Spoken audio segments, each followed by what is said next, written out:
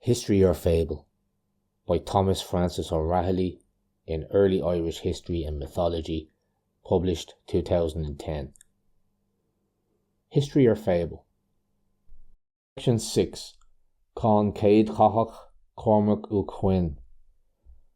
Con Céad Chachach and Cormac u Cuinn have been mentioned above as the two kings of Ireland with whom Finn is most frequently associated. The Dictionary of the National Biography treats these two personages as historical kings and devotes several columns to an account of the doings of each of them. It may be worthwhile to examine their alleged historicity a little more closely.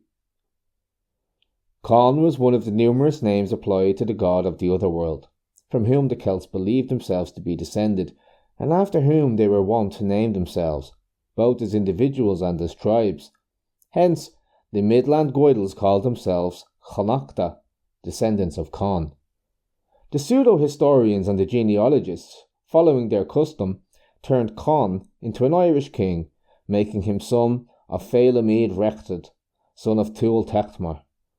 As a common noun, Con means sense and reason, and goes back to the Celtic Condo and the Indo-European Comdo. We may take it therefore that the name Con was applied to the god in his capacity of god of wisdom. Welsh tradition affords a close parallel. In Gaul, Condos and Xenocondos are known to have been in use as personal names, as the otherworld deity was characterized at once by great age and great wisdom. The latter name, meaning the wise old one, would have been a very appropriate designation for him.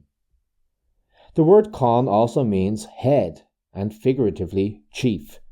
A possible explanation of this is to see it in a secondary use of Con, reason, the head being the seat of reason. In any event, a word meaning head would be an appropriate designation of the Celtic otherworld deity. On Gaulish monuments he is often represented as a triple-faced head, or a triple head. A plain trace of the divinity of Con is seen in the text Baile Cuinn Céad Chachach, which purports to be a prophecy by Con concerning the kings of Ireland who were to succeed him. Here, Con, as befits his name, is the god of foreknowledge and prophecy. It is interesting to observe the modifications introduced into Baile an Scal, a later and longer text on the same theme. This tells how Con one day, after a magic mist had come upon him near Tara, found himself in the otherworld, and how the lord of the otherworld, who was here identified with Lu Macechlin, foretold to Con the kings who were to succeed him.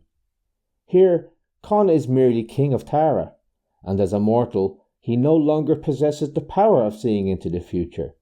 Hence, it is necessary to transport him to the other world in order that the future may be revealed to him.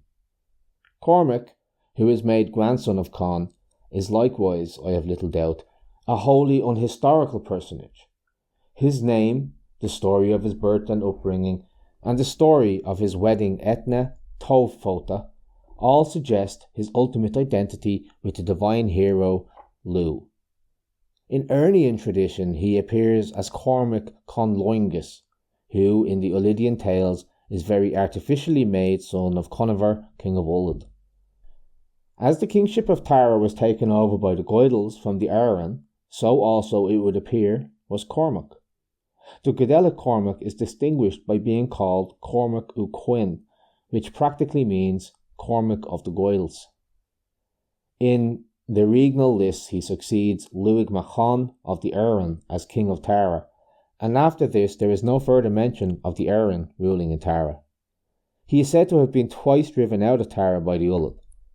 These exiles of Cormac have doubtless been inherited from the earlier Cormac Conloingus, though they may also be regarded as typifying vicissitudes in the warfare of the early Gaelic kings with their neighbours. We also hear of Cormac winning battles against each of the four provinces, much like Tual. Lu, in one of his functions, was the divine prototype of human kingship, and so Cormac has become an idealization of the first Gaelic kings of Tara. In later times, his supposed reign had in retrospect something of the halo of the Golden Age, and under his rule, it was thought, Tara reached the summit of its glory. He is said to have built the great rath at Tara.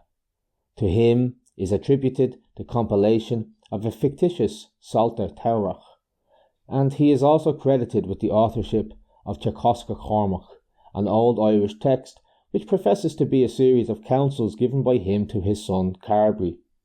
Together with his mythical predecessors Conifer and Moran, he is one of the three who believed in the true God before the coming of St. Patrick. In no small measure, as Cuinn has shown, the glorification of Cormac is of learned origin, suggested by the biblical descriptions of King Solomon and his house. Just as Cormac, Goidelic king of Tara, is ultimately a borrowing of a legendary Ernian namesake, so his alleged son and successor, Carbra Lifacar, is, as we have seen, a borrowing of the Leginian Carbry, whom we meet elsewhere as Carbry Neafer, king of Tara.